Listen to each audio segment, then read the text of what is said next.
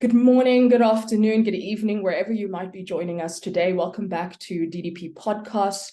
What an excitement segment we have for you today. I know I always say all our episodes are exciting, but today's one is extra exciting because today I'm speaking to Tali Nates, who is the founder and the director of the Johannesburg Holocaust and Genocide Centre and the chair of the South African Holocaust and Genocide Foundation. Tali is a historian who lectures internationally on Holocaust education, genocide prevention, reconciliation, and human rights. She was born to a family of Holocaust survivors. Her uncle and father were saved by Oskar Schindler. She has been involved in the creation and production of dozens of documentary films, one of which I recently saw that was being hosted there at the Holocaust Centre. Raoul Wallenberg would 10 out of 10 recommend.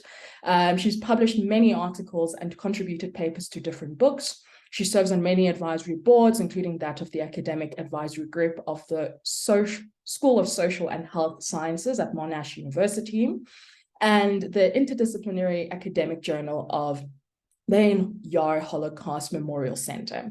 In 2010, Tali was chosen as one of the top 100 newsworthy and noteworthy women in South Africa by the Mail and Guardian newspaper, and won many awards, including the Kia Community Service Award in 2015, the Gratias Agate Award in 2020, and the Austrian Holocaust Memorial Award, and the Gothi, I hope I pronounced that correctly, medal in 2022.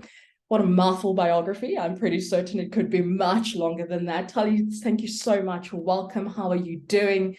So glad to have you in the DDP community. Thank you so much, Yanga, for the invitation and for sharing my bio. It is such a pleasure to be with you today. Awesome. I think let's just maybe start with the basics. Can you just let us know about the work of the Johannesburg and Holocaust and Genocide Centre? Of course, my pleasure. So we opened only in 2019. It is a public-private partnership between the city of Joburg and our NGO, the Johannesburg Holocaust and Genocide Centre. It took a long time to build and to create, about 10 years. And really what we do is to shine a light on genocides of the 20th century, starting with next door, Namibia, or what used to be German Southwest Africa, and the Ovaherero and Nama genocide of 1904, and going through the genocides of the 20th century up to the genocide against the Tutsi in Rwanda in 1994, and then focusing throughout our work in mainly the two case studies of the Holocaust and the genocide in Rwanda, but then making connections to ourselves in South Africa, to our own past of colonialism, of apartheid, of racism, and sadly, our present challenges of racism, xenophobia, Afrophobia, and so much more. So it is really a place where you look at the past in order to make connections to today's world. And the past is serving as an entry point to look at ourselves here in South Africa. Sure, I'm so glad you mentioned that, the importance of looking in the past and having to reconcile it today. And technically speaking, the whole idea of looking into the past is to make sure that the mistakes of the past are not repeated again, right? And I'm very glad that in terms of the work that you guys are focusing on, it's as big as the Holocaust was, there's often these stories that are forgotten of other genocides that have happened in history, dating all the way back to the 17th century in the Americas, with the indigenous population over there, where America recently was celebrating Thanksgiving, but the undergirding historical facts of how that day even came out to be is a very terrifying history for the indigenous peoples there, all the way to Belgian Congo times as a result of colonial effects. we had the Jewish Holocaust that had also happened, and we moved forward, and then the Rwanda one also happened. And you would think that somewhere in the trajectory of history, someone would have been like, okay, guys, let's stop this now. It's getting a little bit out of hand. But it's almost as if there's a pattern that occurs in all these monumental genocide moments. Can you maybe just draw out for us what possible patterns arise that lead up to those tragic events? It is really the core of what we try to do at the Johannesburg Holocaust and Genocide Centre. We have sort of a philosophy or a way of looking at history. And as you come in, you have actually Primo Levi's words. He was a very famous Italian author, actually a chemist before he was deported to Auschwitz, part of the resistance in Italy, and of course survived Auschwitz. And his words are saying, it happened, therefore it can happen again. This is the core of what we have to say. It can happen, and it can happen anywhere or everywhere. And really the anywhere or everywhere is the key. It is not just Germans that can do it, to targeted groups like Jews or Roma or Sinti that they call gypsies or gay men or so on. It's not only the Hutu extremists that can kill almost 1 million Tutsi men, women, and children in Rwanda. And you gave the examples from early history, from the colonial period, from the settlement period of the Americas, and we can go on and on and on. It's a sort of a cycle of it can happen again. And of course, after the Second World War, the words never again were coined. And we know our own Nelson Mandela said those words. In his inauguration speech, he said, never, never again our people will suffer. So never again, never again, never again. Yet it is never again until the next time. It is never again, yet again. It's a never again with a question mark.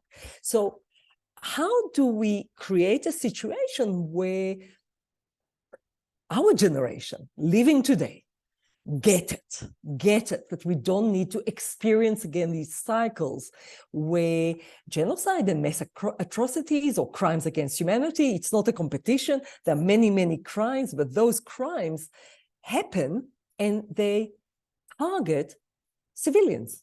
They target women, men, children that did not do any crime. They are targeted because of who they are, where they are, where they geographically are, and so on. So there is a kind of a cycle, and we need to look at why and what happens to trigger or to build those events.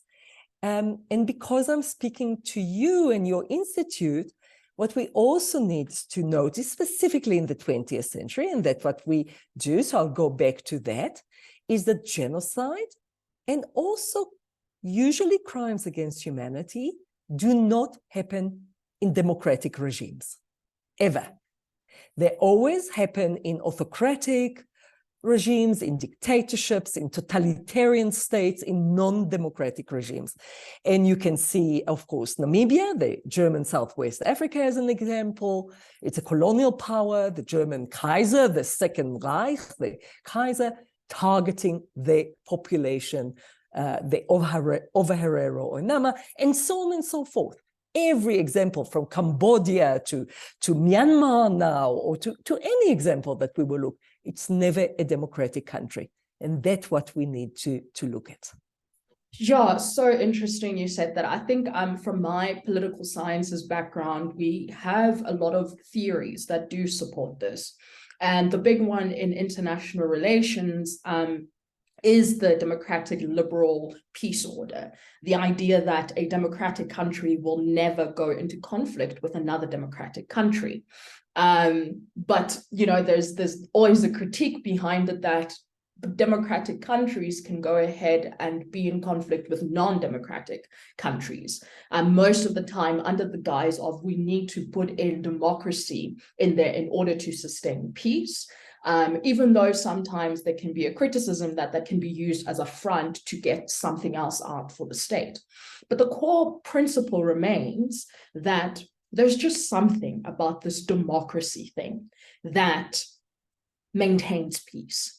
Even though we might be in multiculturalistic societies and plural societies, democracy seems to be the only political system that protects differences and also gives individuals agency to be able to have a say in the system that they're functioning in to begin with. And so I think from just your background with education and human rights, can you just ground it for us on what it is that democracy produces to prevent tragic events like genocides from happening? So Yanga, allow me to maybe start for our listeners, just in case there is, what is genocide? What am I talking about before I go to the democracy?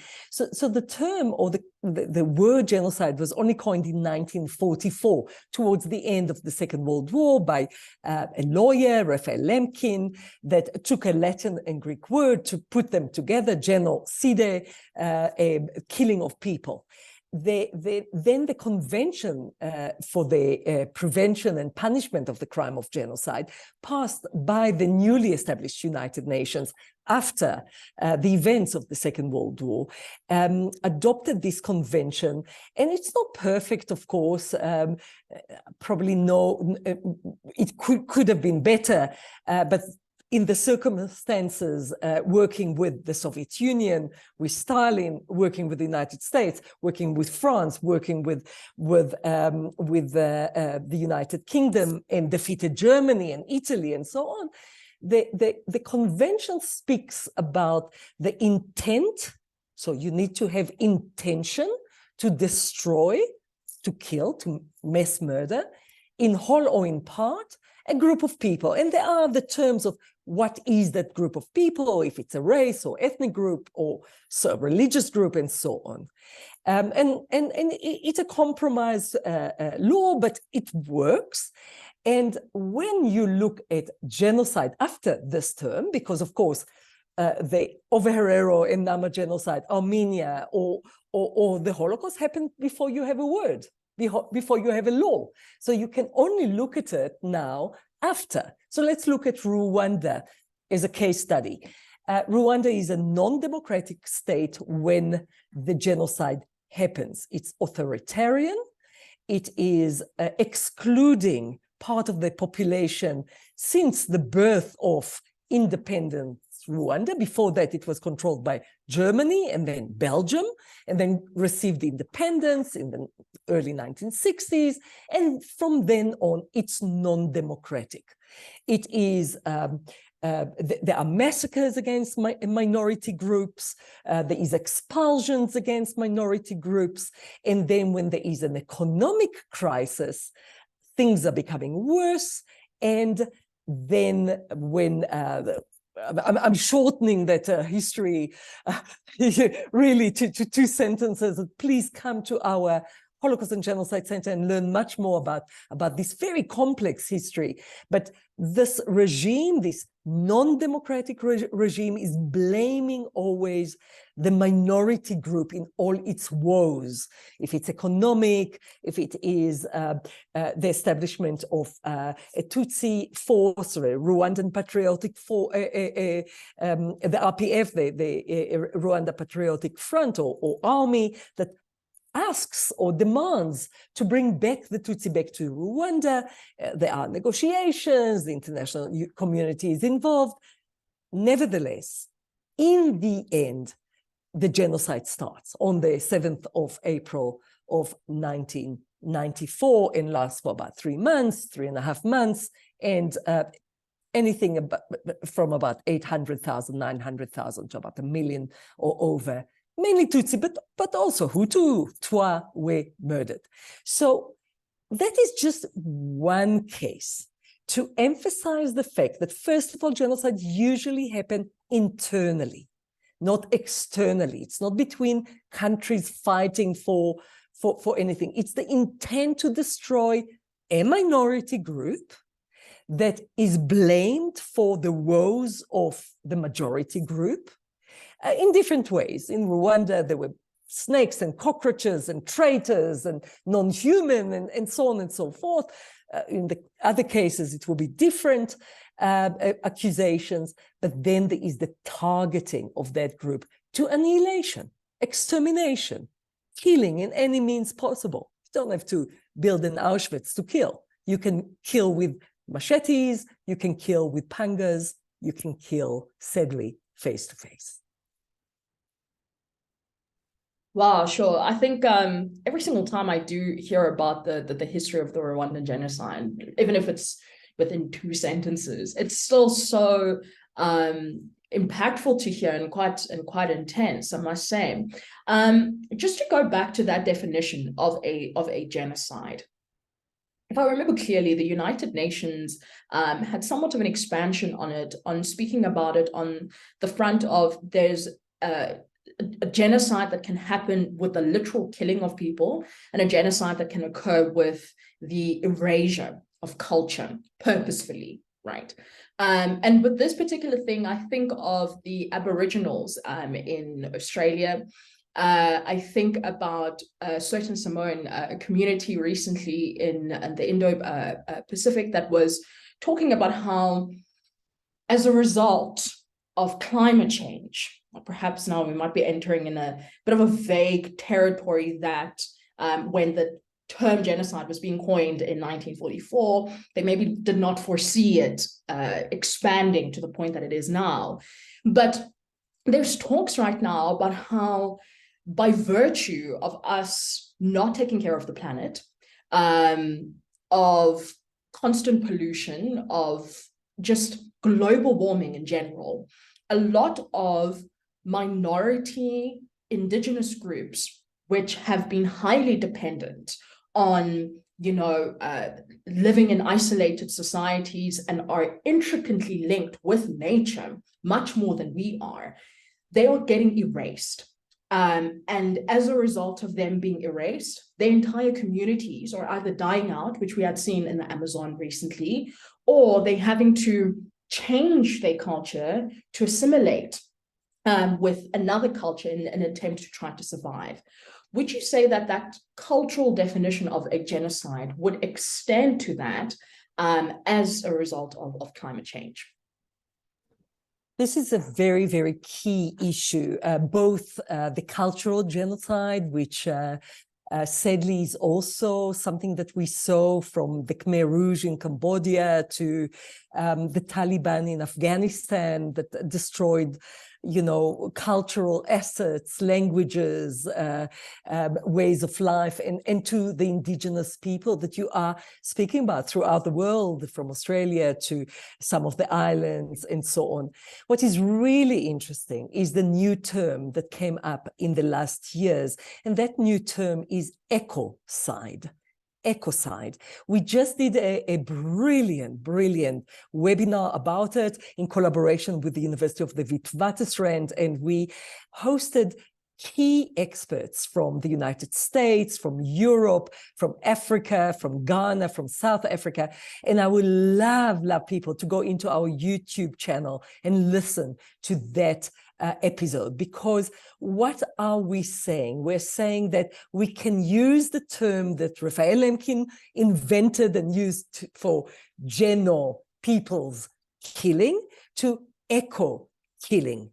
And actually, this is now can hit actually anyone. And you remember we started our podcast and I said about never again, again and again, and Primo Levi saying it can happen anyway and every way. And ecocide actually is a warning to us that if we do not wake up, it will happen, because there will be not only minority targeting because of religion or race or gender or other things. There will be targeting because of water, because of food, because of wood, because of anything. And that is a scary thought, but we are progressing alarmingly fast there. And maybe the last sentence that I will say is that it was a group of people that coined ecocide, and one of them is an expert on genocide, advocate Philip Sands. And Philip Sands from the UK, of course, wrote the excellent books East-West Street and The Red Line that I fully recommend. But he also was the main advocate around the genocide of the Rohingya in Burma, in Myanmar. And he is one that is now driving this new term, ecocide, and saying, world, wake up. Will we? I wonder. Yeah, will we indeed? I love that term, ecocide. I really do, but also mainly because I'm a sustainable energy scholar, and part of the studies I'm doing is getting to the conclusion that the anthropocentric way genuinely just has not been working. It needs to be ecocentric, whatever solutions we do moving forward. Otherwise, nature will respond. It always has responded. But it's so interesting, though, with this ecocide term, I keep thinking to myself that this ecocide that is happening can easily lead to another genocide, right? In the name of trying to fight for those natural resources, which I hope to God we never get to that point, but it's such a weighty term, I must say, if things actually do come into fruition and come true, you know. And I certainly hope that the colleague can maybe take that ecocide thing to COP 28 next year in Dubai. It should be the trending term, 100%. I think let's go to another side quickly. Maybe we can't not talk about this, considering the fact that it is 16 days of activism here in South Africa, particularly looking at gender-based violence against women and children. And the term that we emerged with out of COVID-19, our own president had said it, is the fact that women in South Africa are going through a femicide. And it's a very heavy discussion. It pains me that there's only 16 days of the year that we focus on this, when in fact it should be something we're focusing on each and every single day. But what do you say to the fact that something like femicide can exist in a democracy like ours? Yeah, you know, it is alarming. As you said, 16 days only should be the full year, should be awareness of every person. But again, as you can see, and our president indeed coined using this Raphael Lemkin again, a term that was coined in 1944 to drive the point home. And I would like to cover very briefly two areas in this. Genocides throughout the 20th century, if we just stay in our last century and in this century, always targeted women and children first.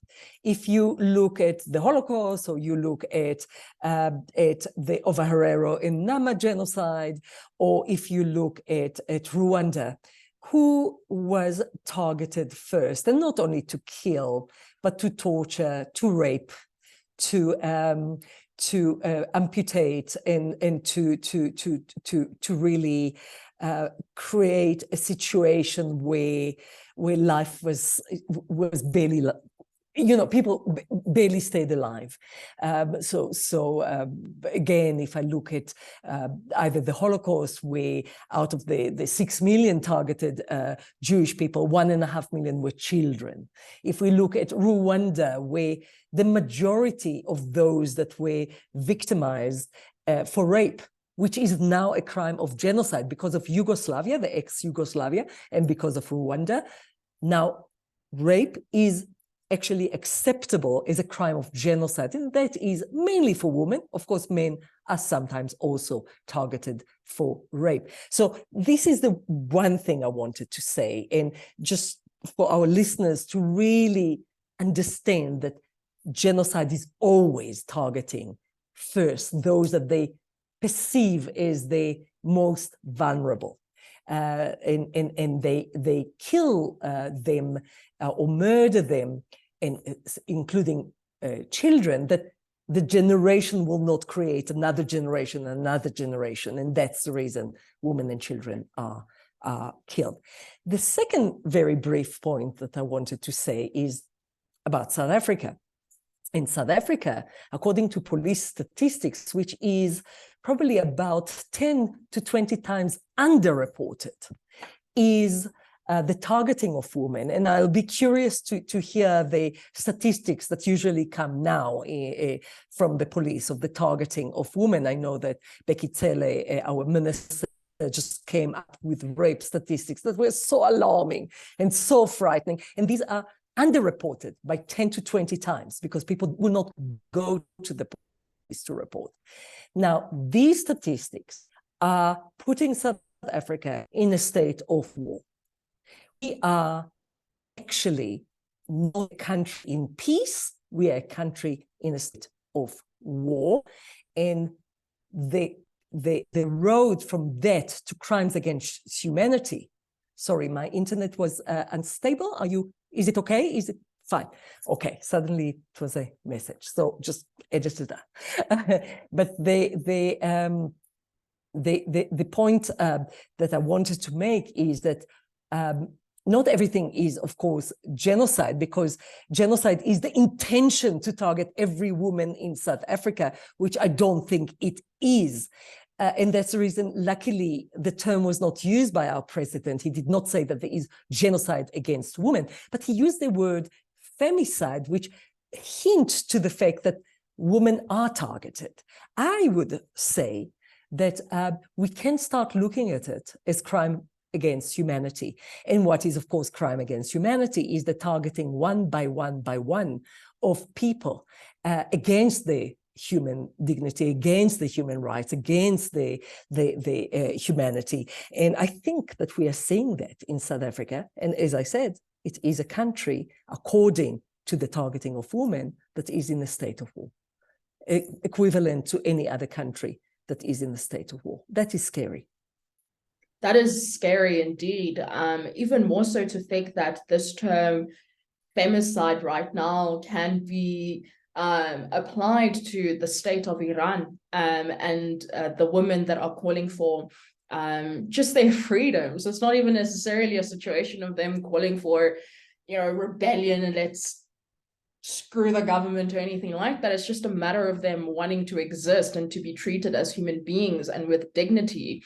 And over there, it's almost as if it's the traditional force that's responding to them. It's the police responding harshly, and it's the state responding harshly. But here in South Africa, it's so subtle, which makes it so dangerous, because we can't go and say there's a particular society or a group of men that have gotten together that have said, we are going to target women, right? I think that's why it got, cut from the definition of a genocide. It's a matter of very, very, hurt men, I must say, who need a lot of counseling and who need a lot of education, that have taken it upon themselves not to see women as human beings at all to begin with, just as objects for themselves. And it's a matter of our states having to fight a mindset, which is a little bit more difficult than having to fight an organized society that gets together and says, we're going to go out and do this. And I think the only way to do that is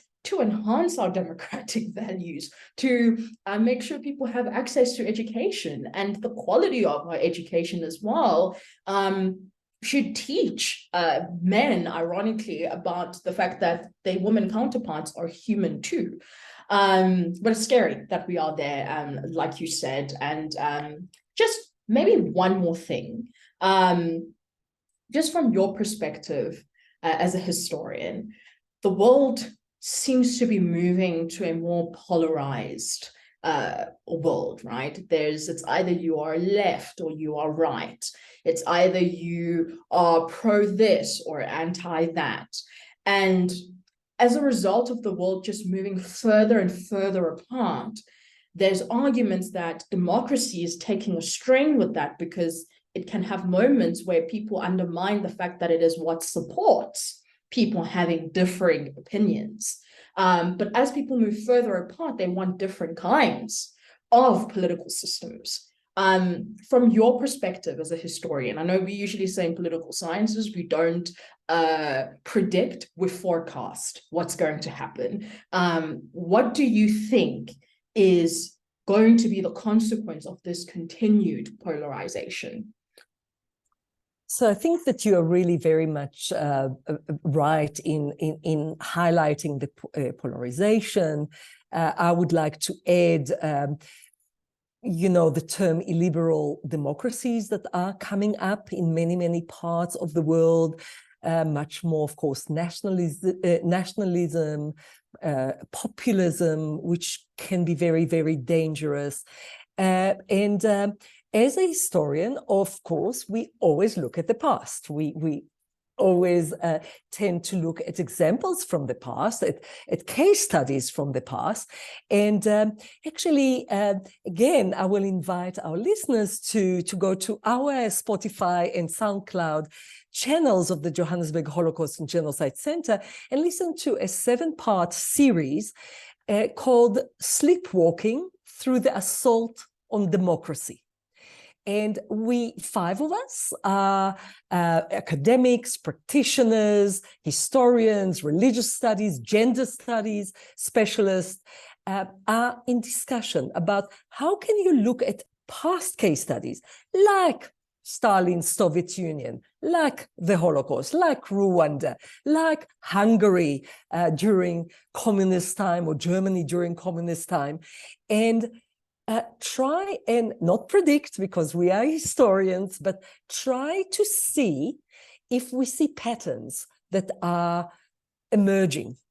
And we look at, for example, hate speech and dangerous speech. That is our first episode. What do we do with dangerous speech? But we look at education, at religion, at gender, at women, at men, at laws, at everything and anything that we can learn from the past in order to try and prevent from the same sort of patterns to come back. And lastly, maybe I will invite also our listeners to reflect on what Professor Gregory Stanton coined as the 10 stages of genocide.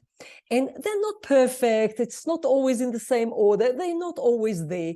But these warning signs we need to pay attention to. It's very important to actually listen to the warning signs, because maybe, just maybe, we can stop at dehumanization and not go into mass killing. We can stop in segregation and reverse it and not go to torture and genocide. So these are the kind of tools that we historians in a center like ours, that is a center of history, that try to make the connections to today's world, try to warn against future atrocities. What a brilliant place to end off right there. I'm going to try to squeeze in this last bit of our podcast over here. Just listening to our Zoom right now, it's trying to kick us out. But what a wonderful, wonderful conversation, Talia. I think the work that you guys are doing is absolutely incredible.